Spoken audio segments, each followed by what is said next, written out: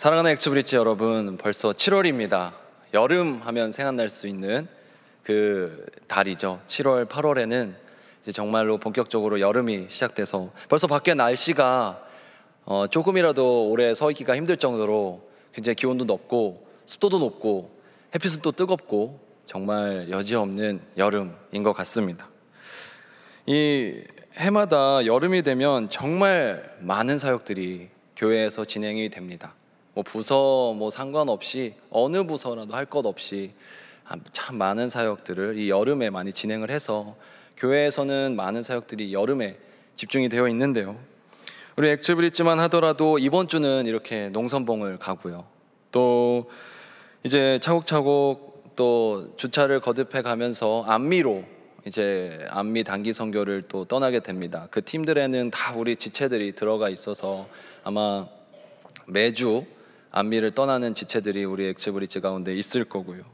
그리고 또 우리 엑스브릿지에는 교육부 교사로 섬기는 지체들이 참 많이 있습니다. 그래서 어제도 성경학교 하느라 계속 물 맞아가면서 또 애들 챙겨가면서 열심히 하루를 또 하루 종일 섬기는 그런 모습들을 볼 수가 있었고, 또 다음 주에도 있죠. 또 다음 주에도 있고, 그 다음 주에는 청소년들 또 수련회도 있을 것이고, 그래서 교육부나 청년 대학이나 어른들이나 할 거 없이 여름에는 참 많은 사역들이 있습니다.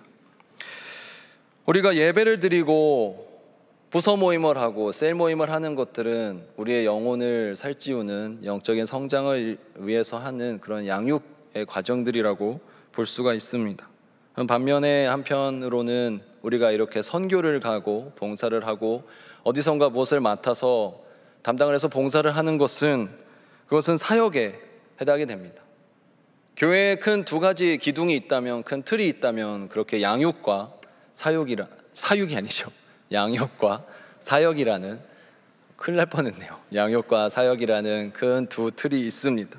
이렇듯 교회의 큰 흐름은 이 두 가지가 선순환적인 과정을 이루어가면서 서로에게 긍정적인 영향을 미치고 서로에게 시너지 효과를 내면서 나아가야지 그 두 바퀴로 잘 굴러갈 수 있는 교회라고 할 수가 있습니다. 양육은 건강하고 열정적인 사역을 가능케 하고요, 사역은 그런 양육의 열매로서 또 다시금 더 깊은 영적 성장의 밑거름이 되어줍니다.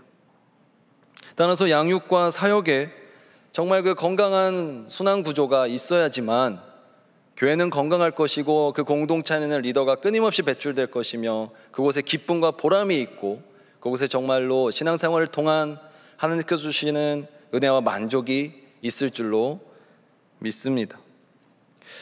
그러나 만약 거꾸로 그런 과정에 있지 못하다면, 양육이 사역에 좋은 영향을 주지 못하고 사역은 사역대로 흘러만 가는데 양육에 영향을 주지 못하는 그런 상태에 있다면, 우리의 사역은 오히려 나의 영적 성장에 대한 의지를 꺾어뜨릴 뿐이며 섬김에 대한 의욕은 상승시키고 계속 지쳐가게만 만들 것입니다.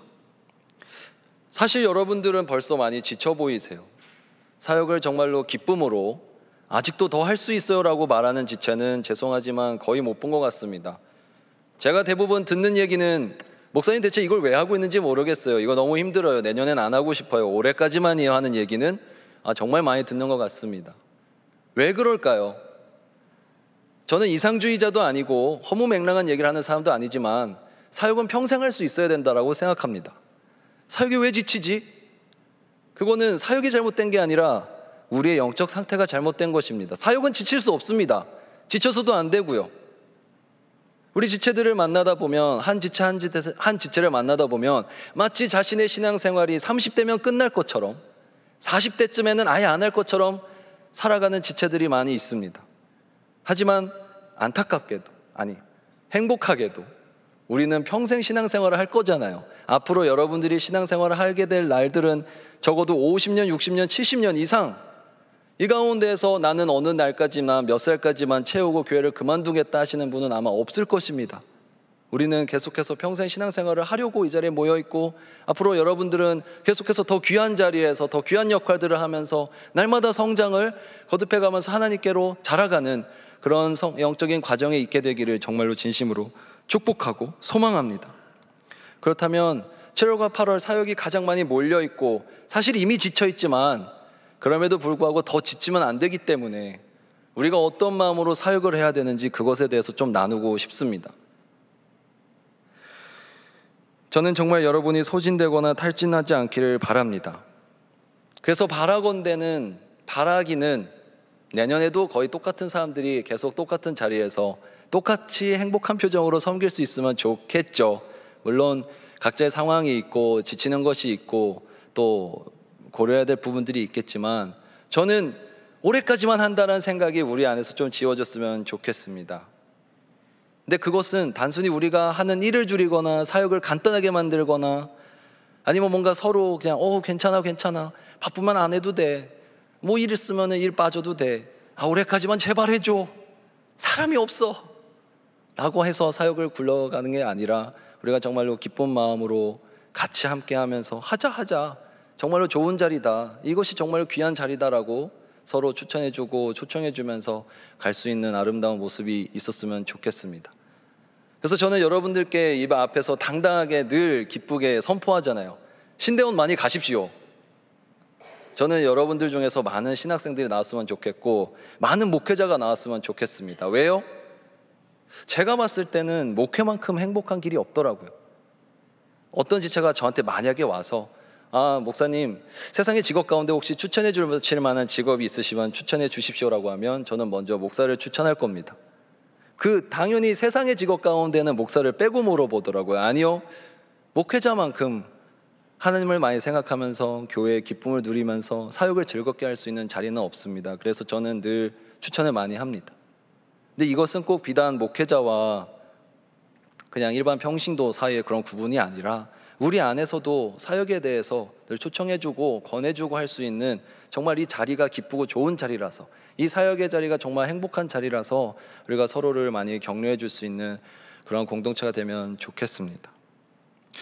오늘 에베소서를 비롯하여서 이 바울이 썼던 로마서나 고린도 전후서의 이런 서신서들을 보면 바울의 늘 확신에 찬 권면을 읽게 됩니다. 바울의 그 권면들을 읽다 보면은 나도 이렇게 할 수 있겠구나 하는 자신감이 생기기보다는 이건 나는 딴 세상 사람 이야기다, 바울이니까 했지 라는 생각이 들 정도로 그의 삶은 굉장히 우리한테 어떤 이거 정도만 할 수 있겠다 위로나 권면을 주기보다는 굉장히 부담감이 주거나 굉장히 나와 딴 얘기라는 생각만 들게 하는 것 같습니다. 바울의 이야기들을 들어보면은 이 사람은 나의 달려갈 길을 모두 마치기까지는 나의 생명조차 귀한 것을 여기지 않겠다, 난 죽어도 괜찮다 라고 말하면서 또한 자신의 모든 출신이나 배경 그리고 학벌과 능력들을 모두 배설물처럼 여기면서 배설물로 고백하면서 나아가는 그 모습, 사도 바울의 그런 모습은 우리에게 동기부여를 해주거나 위로를 해주기는커녕 정말 나와는 다른 세계에 있는 사람이 하는 얘기처럼 들립니다. 여러분 앞에서 사실 말씀을 전하는 저도 바울의 이야기를 읽을 때면 참 많이 부족한 모습에 부끄럽기도 하고 늘 회개를 하게 되는 것 같습니다. 처음부터 울지는 않으니까 걱정하지 마십시오. 하나님께 지난주에도 하나님께 여러분의 전부를 드리십시오라고 말했지만 저도 이 계단을 몇 계단만 내려가서 여러분들하고 같이 지내다 보면 전부를 드리기는커녕 50%를 드리기는커녕 10분의 1조차도 제대로 못 드리고 사는 저의 모습을 보게 되는 것 같습니다. 그럴 때면은 정말 속상하기도 하고 부끄럽기도 하고 고민되기도 하고 신앙생활을 이렇게 하는 것이 맞을까 지치기도 하는 것 같습니다. 그래서 여러분에게 늘 적극적으로 권면하고 말씀을 전하다 보면 사실 가장 큰 도전이 찾아오는 것은 제 자신이더라고요. 마치 거울을 보는 것처럼 늘 저 자신에게 도전이 되는 것 같습니다. 이런 가운데 나 자신의 나약함이나 부족함으로 인한 그런 부끄러움들, 그렇지만 그럴 때일수록 지난 한 주간도 저는 더 하나님을 붙잡을 수밖에 없었습니다. 여러분들에게 전부를 드리라고 또 다른 거 재지 말고 나와서 예배 드리시라고 했으니까 하나님 저도 그 말에 책임을 져야 되지 않겠습니까? 하나님 저도 부끄럽게 살면 안 되지 않습니까? 하면서 많이 주님을 의지하고 붙들고 기도했던 시간인 것 같습니다. 근데 지난 한 주간 또 말씀을 의지하면서 나아가는 가운데 저에게 주시는 단어가 하나 있었습니다. 한 단어가 생각나는데 그거는 영어로 nevertheless라는 그럼에도 불구하고라는 단어였습니다. 사탄은 우리에게 계속 속삭입니다. 신앙생활 해나가는 우리한테 계속 속삭이죠. 너가 뭘 할 수 있어? 너는 원래 그거밖에 안 되잖아. 넌 죄인이잖아. 너의 본성은 추악하잖아. 너의 머리에 뚜껑을 열고 보여줄 수 있어? 넌 늘 그거밖에 안 되잖아. 네 믿음은 정말 확실한 거야? 하나님 살아있다면서. 살아있는데 왜 그렇게 살고 있어라고 늘 우리에게 속삭이죠. 나는 그러면 정말 제대로 못 살고 있는 것 같구나. 나는 정말 그거밖에 안 되는구나라는 생각이 들게 하는 것 같습니다. 근데 바로 그때 이 그럼에도 불구하고라는 마음을 주시더라고요. 그래, 난 할 수 없어. 그렇지만 난 할 수 없지만 내 안에 계신 하나님은 할 수 있다 라는 생각이 찾아왔습니다. 그래서 그럼에도 불구하고 우리는 할 수 있습니다. 우리는 나약하고 연약하지만 그럼에도 불구하고 하나님께서 하실 수 있다면, 그리고 그 하나님께서 우리와 함께 하신다면 우리가 정말로 우리의 삶의 전부를 드리는 삶을 살아낼 수 있을 것이라 저는 확신합니다. 주님께서는 우리를 모두 사명자로 부르셨습니다. 그리고 주님께서는 부르기만 하시는 분이 아닙니다. 부르면서 그것을 감당할 수 있는 지혜와 능력도 함께 주시는 분이심을 의지했으면 좋겠습니다. 하나님께서는 우리를 부르실 때 주님께로 나아갈 수 있는 은혜와 또한 감당할 수 있는 능력을 함께 주시는 분이십니다.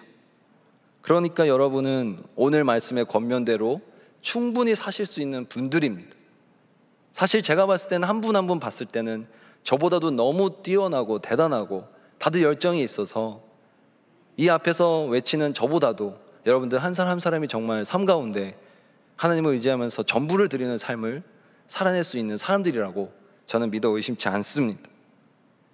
바울은 다음과 같이 권면합니다. 오늘 말씀의 처음 부분에서 4장 1절에 그러므로 주 안에서 갇힌 내가 너희를 권하노니 너희가 부르심을 받은 일에 합당하게 행하여. 주 안에서 갇힌 내가 너희를 권한다. 주 안에서 갇힌 내가 너희를 권한다라고 말하고 있습니다. 여기 보시면은 이 바울의 태도가 참 신기한 것 같습니다. 바울은 지금 감옥에 갇혀 있습니다. 그런데 자신의 상황을 설명하는 것이 보통의 사람들과는 좀 다른 것을 볼 수가 있습니다. 그는 자신의 상황을 가리켜서 가택연금 중인 내가 여러분을 권하노니 라거나 로마 당국에 의해서 억울하게 붙잡혀 있는 복음을 전하다가 하나님 일을 하다가 잡혀있는 내가 여러분께 권하노니 라는 식으로 자신에게 피해를 준 사람들을 언급하거나 또는 자신의 억울한 상황을 항변하는 듯한 어떤 단어들을 넣지 않고 다른 자신의 상황들을 설명하지 않고 뭔가 핑계를 대거나 그런 구구절절 얘기하는 것이 아니라 자신의 상황을 그저 주님 안에서 갇힌 내가, 주님 안에서 갇혀있는 제가 여러분들에게 권합니다라고 말하고 있는 것을 볼 수 있습니다. 저는 이 부분을 보면서 참 우리가 현상 노름에, 내 주변에 있는 현상을 바라보는 그런 현상 노름에 우리가 놀아나서는 안 되겠다. 사탄이 시험하는 부분들에 우리가 그런 부분에 넘어가면 안 되겠다라는 묵상을 하게 되었습니다. 여러분은 지금 주님 안에 갇혀 계십니까? 아니면 세상의 다른 어딘가에 갇혀 계신가요? 만약 우리가 지금 이 자리에 앉아있는 우리가 에베소서를 썼다면 그러면 이 권면을 할 때 마치 이렇게 썼을 것 같습니다. 바쁜 학교 생활에 갇혀있는 내가 여러분에게 권합니다. 또는 퇴사하고 싶지만 먹고 살아야 해서 아직 회사를 다니고 있는 회사에 갇혀있는 내가 여러분에게 권합니다. 또는 가정에 해결되지 않은 관계가 있지만 마지못해 함께 살고 있는 가정에 갇혀있는 내가 여러분에게 권합니다. 다른 물질적 가치관에 갇혀있는 내가 여러분에게 권합니다. 외모 지상주의와 물질 만능주의에 갇혀있는 내가 여러분에게 권합니다 라고 시작할 수밖에 없었지 않을까요? 제가 봤을 때는 저와 여러분은 너무 자유로워 보입니다. 왜냐하면 주님 안에 제대로 갇혀 계시지 못한 것 같습니다. 또 저 또한 주님 안에 제대로 갇혀 있지 못하고 다른 세상의 어딘가에 갇혀 있는 것 같습니다. 여러분은 지금 어디에 갇혀 계십니까? 심지어 교회에 갇혀 계십니까? 내가 맡고 있는 사역에 갇혀 계십니까? 우리가 갇힐 수 있는 영역은 너무나도 많은 것 같습니다. 만약 기쁜 마음으로 하지 못하고 억지로 사역을 하고 있다면 그 또한 우리를 그저 가둬놓은, 정말 주님 안에 갇히지 못하고 내가 다른 곳에 갇혀 있는 것일 뿐임을 기억하셨으면 좋겠습니다. 내가 맡고 있는, 교회에서 맡고 있는 사역이든 세상 가운데 짊어지고 있는 무게이든 그 어떤 곳에도 갇히지 마시고 거기선 자유로우시되 오직 주님 안에 갇혀서 지내는 여러분이 되시기를 진심으로 축복합니다. 우리 모두 주님 안에 갇히기를 소망합니다. 그래서 어떻게 보면은 우리는 지금 이 예배당 안에 갇혀 있는 사람들입니다. 그렇지만 갇혀 있다라는 단어는 평소에는 굉장히 부정적으로 사용되는 단어이지만 적어도 기독교적으로 봤을 때는 멍에를 지는 것, 어딘가에 갇히는 것, 구속되고 속박되어서 고통을 받는 것은 매우 우리에게 영광스러운 자리임을 기억하셨으면 좋겠습니다. 매주 시간마다 주님 안에 갇히십시오. 이곳에 와서 갇히셨으면 좋겠습니다. 저에게는 그 존경하는 목사님이 한 분 계십니다. 제가 살아오면서 그분만큼 사역에 진심이시고 또 이분은 정말 법 없이도 살 분이셔서 양심 하나로 삶을 살아가시는 분이고 코람도의 삶을 실천하는 분이십니다. 제가 존경하는 목사님은 바로 저희 어머니이신데요. 어머니가 영적으로는 저에게 참 엄격하셨어요. 오히려 공부보다도 성적보다도 다른 생활 태도보다도 저의 영적인 상태에 늘 관심을 기울이셨고 정말 꼼꼼하다시피 못해 정말 치열할 정도로 철저하실 정도로 저의 신앙생활에 많은 신경을 써주셨습니다. 그게 어렸을 때는 참 답답했습니다. 제가 형제와 관계가 어떻게 될까요? 저는 보시다시피는 아니겠지만 외동이에요. 외아들입니다. 그래서 예전에는 제가 어머니의 독생자입니다 이랬다가 등짝 스매싱도 맞고 그랬는데 아무튼 저는 외아들입니다. 그래서 그 집중과 관심을 다 받다 보니까 참 답답했습니다. 신앙생활을 좀 쉽게 하고 싶은데 옆에 집을 보면 옆에 집 엄마들은 아유 우리 뭐 동안이가 교회를 안 나가는데 뭐 자기 때가 되면 하나님이 부르시면 다 나가겠죠 하면서 그냥 두는 거예요. 부흥회 간다고 했을 때 야 너 엄마 나 공부해야 바빠 이러면 아 그래 너 공부해야지 그냥 학원 가라 하고 냅두는 거예요. 주말에 어디 놀러 간다 그러면 그래 거기 가야지 뭐 어떻게 하겠니 하고 너 두더라고요. 그러면서 다 자기 때가 있겠죠. 목사님 대신에 잘 좀 끌어주세요. 야 너가 좀 교회 좀 같이 가자고 해봐. 사실 가장 독려해 줄 수 있는 사람들은 집에 있습니다. 부모님 말을 안 듣는데 다른 사람들 말을 듣겠냐고요. 그래서 그냥 그렇게 두는 거예요. 근데 우리 엄마를 보면 뭐 거의 제가 신앙 버리겠다고 하면 호적에서 파실 기세더라고요. 실제로 뭐 거의 그럴 때까지 간 적도 있습니다. 그래서 저는 어렸을 때부터 각종 금요철야, 부흥회, 특별 집회 다 갔습니다. 새벽 기도도 가고 뭐 성가대 봉사도 하고 가면 늘 옆에 권사님들, 어르신들 막 찬송합시다 막 이러면서 다 나 혼자만 20대는 나밖에 없는 거 같고 10대는 나밖에 없는 거 같고 그래서 난 여기서 대체 뭐 하고 있는 거지? 나도 좀 재밌게 편하게 신앙생활 하고 싶은데 라는 생각이 많이 들었지만 돌이켜보면은 그 시간이 제가 갇혀있는 시간이 아니라 세상의 다른 곳에 갇히지 않고 하나님 안에서 가장 자유로울 수 있었던, 그래서 가장 안전하게 보호받을 수 있었던, 영적으로 가장 많이 성장할 수 있었던 시간이더라고요. 그래서 지금은 뭐 이제 어머니께 제가 종종 연락할 때면은 정말 저희 어머니로 태어나 주셔서, 이건 순서가 좀 바뀌었네요. 어쨌거나 저를 낳아 주셔서 정말 감사합니다. 또는 그렇게 저를 영적으로 이끌어 주셔서 감사합니다. 또는 목회적인 영향을 주셔서 감사합니다. 이렇게 고백할 수 있게 되더라고요. 그래서 그 시간은 제가 갇혀 있는 시간이 아닌 저의 영적 양분이 쌓이는 정말 소중한 시간이었습니다. 지금 우리에게 있어서 그렇다면 주 안에서 갇혀서 지내는 삶은 어떤 삶일까요? 회사에 갇히지 않고, 학교에 갇히지 않고, 친구 관계에 갇히지 않고, 외모에 갇히지 않고, 남자친구 여자친구에 갇히지 않는, 물질에 갇히지 않는 하나님께 갇히는 삶은 어떤 삶일까요? 바로 리더의 자리입니다.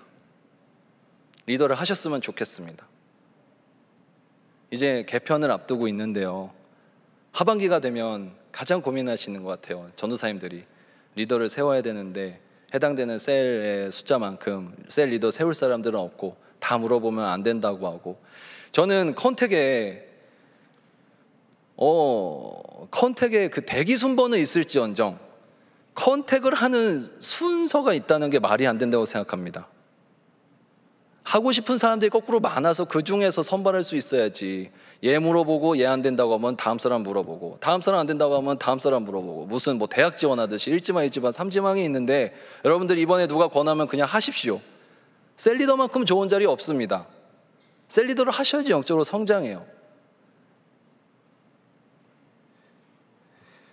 셀리더, 임원단 각종 사역을 섬길 수 있는 자리들에 대해서 여러분들이 많이 지원해 주셨으면 좋겠고, 그 안에 많이 갇혀 계셨으면 좋겠습니다. 갇혀서 어디 꼼짝 못 하셨으면 좋겠어요. 그래야지 여러분들이 삽니다. 어차피 여러분들 지금 갇혀 계시잖아요. 세상에 갇혀 계시잖아요. 어차피 갇혀 지낼 것이라면 저는 주님 안에 갇혀 지내시는 게 100배 1000배 낫다고 생각합니다. 우리가 사역에 대해서 명심해야 될 두 번째는 하나 되어야만 한다는 것입니다. 바울은 믿음의 공동체 되는 우리에게 다음과 같은 가치들을 말하고 있습니다. 겸손, 온유함, 그리고 인내, 서로 용납해라, 이런 것들을 3절에서 말씀하고 있습니다. 하나님의 나라를 이루어가고자 하는 우리 교회에 꼭 필요한 가치들이죠. 그런데 가장 중요한 것, 그것은 바로 다음에 나오는 하나됨입니다. 마치 우리가 사람의 방언과 천사의 말을 할지라도 사랑이 없으면 소리나는 구리와 울리는 꽹과리 같다라는 고린도전서 13장의 말씀처럼, 공동체 안에서 하나됨이 없으면 서로 용납해주고 이해해주고 온유하게 대하고 겸손하게 하는 것이 무슨 소용이 있겠습니까? 공동체의 가장 핵심된 본질은 하나 되는 것임을 잊지 않으셨으면 좋겠습니다. 하나됨은 우리 신앙의 본질이요 핵심입니다. 우리가 믿는 분을 보십시오. 우리가 믿는 분의 이름이 무엇입니까? 하나님이십니다. 유일하신 분, 그 하나님을, 한 분이신 하나님을 믿는 우리 삶 가운데 핵심 가치는 하나 되는 것임을 기억했으면 좋겠습니다. 누군가 그래서 교회가 어떤 곳인지 저에게 묻는다면 저는 단순하게 줄여서 하나 되는 곳이라고 말씀드릴 것입니다. 교회는 하나 되는 곳입니다. 하나 되어서 그 다음에 네모칸을 완성해가는 곳입니다. 하나 되어서 무엇을 하고, 하나 되어서 땡땡땡땡 하는 곳. 하지만 그 전제는 반드시 하나가 되어야 하는 곳임을 기억했으면 좋겠습니다. 그러나 하나됨이라는 그 짧고 간단한 단어는 정말 너무나도 복잡하고 고통스러운 과정을 수반합니다. 한 여자와 남자가 만나서 한 몸을 이루고 가정을 이루는 결혼이라는 것도 두 우주가 충돌한다고 하는데, 여러분, 공동체 액츠 오브만 해도 뭐 50개의 우주는 될 거고, 브릿지만 해도 거의 뭐 100개의 우주가 모일 때도 있지 않습니까? 그렇게 서로 다른 세계들이 서로 달 20년 넘게 살아온 사람들의 가치관이 충돌해 가면서 부딪혀야 되는데, 하나 된다는 것은 사실 정말 너무나도 어려울 것입니다.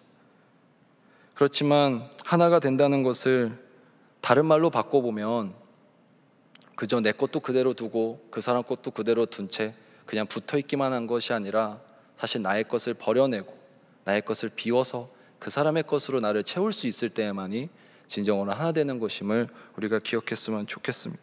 단순히 두 개의 덩어리가 붙어있는 것은 하나 된다고 보지 않습니다. 그것은 언제든지 떨어질 수 있고, 떨어졌을 때 서로에게 아무런 지장이 없기 때문입니다. 그런 것은 서로의 속성을 공유하거나 긴밀하게 밀접되어 있는 관계도 아닙니다. 분리될 수 있는, 다시 분리될 수 없는 관계도 아니죠. 그러나 하나가 된다는 것은 정말 이제는 분리가 불가능한 관계가 된다는 것을 의미합니다.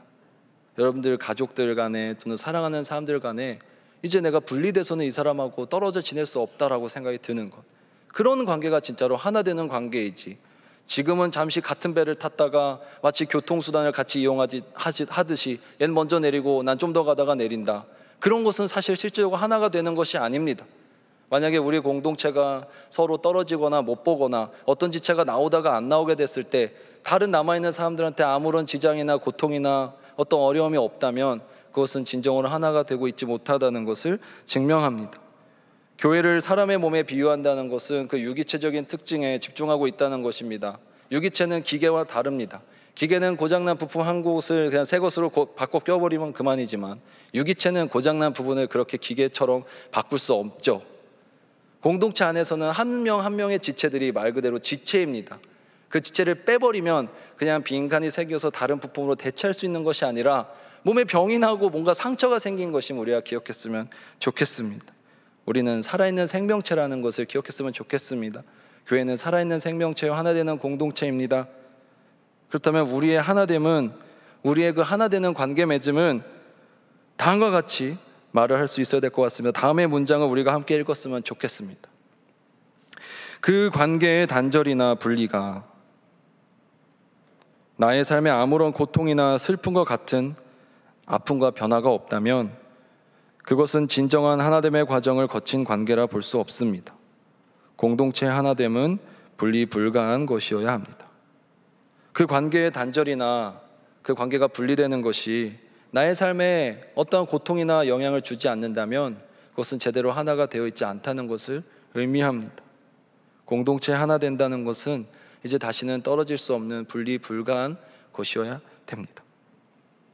한 분 하나님만을 바라보고 달려가는 공동체, 성령 하나님 안에서 하나 되고 있는 공동체라면 한 지체 한 지체를 도저히 떠나보낼 수 없는 공동체가 되어야 할 것 같습니다. 저는 이번 한 주간 이 하나됨에 대해서 묵상하면서 다시 참 많이 회개를 했습니다. 왜냐하면 돌이켜보니까요, 제가 제 삶에 살아오면서 하나님이 나에게 만나게 해주신, 하나님이 인도해 주신 그 많은 관계들 가운데 너무 많은 관계들을 내 삶에 어떠한 어려움이나 고민이나 고통 없이 그냥 지나쳐 보냈더라고요. 이 사람은 뭐 만나다가 뭐 없어도 될 사람인 것처럼 나에게 아무런 영향이나 고통을 주지 않은 채로 흘려보낸 많은 사람들이 생각이 나면서 내가 진정으로 그 사람들의 영혼에 대해서 또는 그 지체에 대해서 마음을 다해서 하나 되려고 노력해보지 못했구나 라는 생각이 들게 되었습니다. 여러분은 어떻게 관계를 맺어가고 계신가요? 어떻게 하나됨을 실천해가면서 살고 계신가요? 혹시 지금 우리 가운데 어떤 관계를 그냥 포기해버렸거나 아니면 지금 포기하려고 놓고 계신 중에 계시다면 지금 이 시간 다시 한번 기도해 보셨으면 좋겠습니다. 우리의 관계는 그렇게 쉽게 떠나보내거나 놓칠 수 있는 것이 아니더라고요. 그래서 저도 많이 회개했습니다. 사실 저는 굉장히 정을 빨리 뗀다라고 그렇게 쉽게 얘기를 하고 있더라고요. 제가 이번 주에 한 주간 하나됨에 대해서 묵상하면서 이제부터 넌 올해 엑스브릿지에서 만난 지체들은 지겹도록 놓지 않겠노라, 끝까지 간다 라고 결단했습니다. 그것이 진짜 하나됨의 실천이지 않을까요? 그래서 저와 이미 인연을 맺으신 분들은 앞으로 어디 못 가십니다. 이제 어디를 가시거든 제가 저기 들어 누워 있을 테니까 밟고 지나가시면 되십니다. 진심입니다. 오늘 본문의 3절 말씀처럼 겸손, 온유, 오래 참음, 사랑 가운데 용납하는 것 등 이런 것들을 우리가 생각해 볼 수 있는 선택지들입니다. 그냥 관계를 놓지 말고 다시 한번 그 관계를 위해서 기도했으면 좋겠습니다. 그래서 사랑하는 엑스브릿지 여러분, 저는 여러분들이 어디 안 가셨으면 좋겠습니다. 교회를 이것저것 다니시지도 않으셨으면 좋겠고요, 왔다가 안 왔다가 하시지도 않았으면 좋겠습니다. 집에도 맨날 가시고 집에도 계속 계신데 왜 교회에는 그렇게 종종 오시는 건지, 여기가 집이라고 생각해 보십시오. 오늘 주제는 그래서 홈커밍입니다. This is 스파르타 아니고 여기가 우리의 집임을 기억하셨으면 좋겠고 영적인 스피리추얼 홈임을 기억했으면 좋겠습니다. 지난주에도 간곡하게 말씀드렸습니다. 더 이상 외식하지 마시고 집밥을 드십시오라고 말씀을 드렸는데 이제 계속해서 여기가 여러분의 영적 고향임을 기억하셨으면 좋겠습니다. 사랑하는 엑스브릿지 여러분, 물론 우리에게는 피치 못할 사정이 있습니다. 정말 말 못할 상처를 받거나 어려움이 있어서 관계가 너무 어려워서 공동체에서 무조건 어울리라고 하는 게 굉장히 부담이 될 수도 있고요. 그리고 진짜 현실적으로 군입대를 하는 경우도 있고 먼 곳으로 취업을 하는 경우도 있고 또 이사를 가는 경우도 있고 개인적으로 다양한 이유들이 있습니다. 그렇기 때문에 무조건적으로 뭐 어디 가지 말고 무조건 여기 나와야지, 한번 공동체는 영원한 공동체지, 뭐 우리 한 번 가족이면 뭐 계속 가족 아이가 막 이런 건 아니고요. 우리는 성령님께서 하나 되게 해주신 하나의 공동체임을 그래도 계속 품었으면 좋겠습니다. 우리는 하나님께서 이미 묶어주신 가족들입니다. 혹시 이 가운데 내가 이 공동체에 계속 있어야 하나라고 생각이 되신다면 맞습니다. 계속 있으셔야 됩니다. 부서에 또는 셀에 내가 지금 나가야 하는가? 맞습니다. 그 부서는 모르겠어요. 티를 잘 못 내는 거겠지만 여러분들을 필요로 하고 있습니다. 여러분들을 기다리고 있을 것입니다. 반대로 우리 모든 부서의 또 셀에서는 한 분 한 분을 늘 품어주셨으면 좋겠습니다. 용기를 내는 데 너무 오래 걸리거든요. 너무 어렵거든요. 안 나가다 보면 다시 나가는 게 너무 어렵고 마음이 멀어지다 보면 가까워지는 게 너무 어렵습니다. 그럴 때는 한 발짝 먼저 다가가주고 먼저 말을 걸어주고 우리는 원래 하나였지 않느냐, 하나된 공동체지 않느냐 계속해서 불러주고 초청해 줄 수 있는, 또 그 초청에 응해서 용기를 낼 수 있는 공동체와 개인이 됐으면 좋겠습니다. 저는 여러분 한 사람 한 사람을 정말 보내기 싫습니다. 그래서 졸업도 사실 안 하셨으면 좋겠어요. 졸업 없애고 싶어요. 이걸 다들 들으면 안 되는데 아무튼 다 나이가 또 차고 또 청년부로 가셔야 되는 경우도 있고 하지만 그만큼 마음에 그런 마음이 있다는 것입니다. 저는 여러분 한 사람 한 사람 정말 보내기 싫은데 그게 왜 그럴까요? 숫자가 줄어들까 봐? 아닙니다. 숫자야 늘기도 하고 줄기도 해요. 저는 그리고 예배 인원이 줄어들까 봐? 예배 인원 줄어들면은 안 오는 사람 손해죠. 필요한 리더를 못 세울까 봐? 하나님은 그때그때마다 리더 다 세워주십니다. 저는 그냥 여러분들 한 사람 한 사람이 좋아서요. 여러분들 한 사람 한 사람이 너무 중요해서요. 그래서 우리가 정말로 하나 되어서 함께 갔으면 좋겠고 계속해서 예배, 부서에, 셀에 잘 나오셨으면 좋겠습니다. 그리고 제가 이렇게 말을 했으니까 셀을 담당하고 계신 셀 리더분들과 또 부서를 담당하고 있는 임원분들은 같이 책임을 져주셔야 됩니다. 여러분들이 맡고 있는 곳을 좋은 공동체로 만드십시오. 내가 이렇게 불러놨는데 갔더니 관심도 없더라, 갔는데 엉망이더라, 갔는데 사랑이 없더라 하면 이 말의 일관성이 없어집니다. 말씀의 일관성이 없어집니다. 이 예배는 함께 만들어가는 곳이고 말씀의 선포는 함께 가는 것임을 저는 믿습니다. 여러분들의 공동체와 셀을 좋은 곳으로 만드셨으면 좋겠습니다. 마지막으로 기억해야 할 세 번째는 오직 사랑으로 행해야 한다는 것입니다. 오늘 우리가 읽은 본문 말씀 에베소서 4장 16절 말씀은 공동체가 이루어가야 할 아름답고 정말 올바른 모습의 모범을 보여주고 있습니다. 우리 각 지체들은 긴밀하게 연결되고 또 결합되어서 하나의 방향으로 나아가야 합니다. 그것은 바로 교회의 머리 되신 예수 그리스도를 닮아가는 방향이어야 합니다. 우리가 여기서 잘 연결되어 있다라고 말하는 것이 무엇일까요? 단순히 서로 친하고 연락 자주 하는 것을 잘 연결되어 있다고 말하는 것일까요? 그렇지 않습니다. 그것은 무엇일까요? 그것은 결국 우리 사이에 서로의 연결이 잘 되어 있다는 것을 의미하는 것이 아니라 예수 그리스도와 붙어 있느냐 아니냐를 말하고 있는 것입니다. 잘 연결되어 있다는 것은 예수 그리스도와 연결되어 있는 것을 의미하고 있습니다. 궁극적으로 그 끝에 누구와 연결되어 있는 것이 중요하다는 것입니다. 여러분 서로 친한 것도 중요하지만 그거 너무 부담 갖지 마십시오. 여러분들 한 사람 한 사람이 예수 그리스도와 잘 붙어 있으면 그 공동체는 알아서 잘 모여들 것입니다. 알아서 서로 잘 마음이 맞을 것이고 연합될 수 있을 것입니다. 여러분 예수 그리스도와 잘 연결되어 계셨으면 좋겠습니다. 우리 서로가 정말 잘 연결되기 위해서는 그것이 필요합니다. 무엇이 예수 그리스도와 잘 연결되어 있는 삶일까요? 그렇다면 예수 그리스도와 어떻게 잘 연결될 수 있을까요? 여러분께 그래서 한 가지 질문을 드리고 싶습니다. 여러분의 예수 그리스도는 여러분의 몸에 어디에 붙어 계십니까? 발끝에 붙어 계신가요? 배에 어디 붙어 계시진 않으신가요? 우리의 예수 그리스도는 오직 한 군데 머리에 붙어 있어야 됩니다. 그 머리에 붙어 있다는 뜻은 예수 그리스도께서 우리 삶의 주인이요 우리 존재의 주관자 되시는 분이라는 뜻입니다. 여러분의 예수 그리스도를 어디 발끝에나 손끝에 붙여두지 마시고 오직 머리에 두실 수 있는 여러분의 삶이 되기를 간절히 축원합니다. 사랑하는 엑스브릿지 여러분, 그리고 셀리더 여러분, 임원다 여러분, 여러분의 모임은 예수님이 어디에 붙어 계신지요? 예수님이 어디에 계신가요? 그런 말이 있습니다. 아니 사실 그냥 제가 써봤습니다. 크리스천들은 모든 모임의 시작과 끝에 기도를 한다. 그래서 그들은 세상 믿지 않는 사람들과는 참 구별되어 있는 사람들이다. 왜냐하면 늘 시작과 끝을 예수님께 맡기는 기도를 올려드리고 있기 때문이다. 그러나 그들은 참 신기하게도 모임의 시작과 끝에 기도할 때만 예수님을 자리에 모시는 것 같다. 그리고 정작 모임이 시작되고 회의를 하거나 모임을 할 때면 예수님은 온데간데 없고 자신들의 살아온 방식과 세상에서의 방식과 똑같이 행동한다.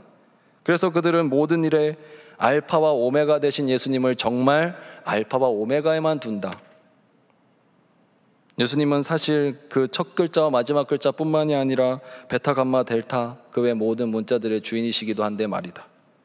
사랑하는 엑스브리지 여러분, 시작과 끝뿐만이 아닌 과정 가운데 주님과 동행하실 수 있으면 좋겠습니다.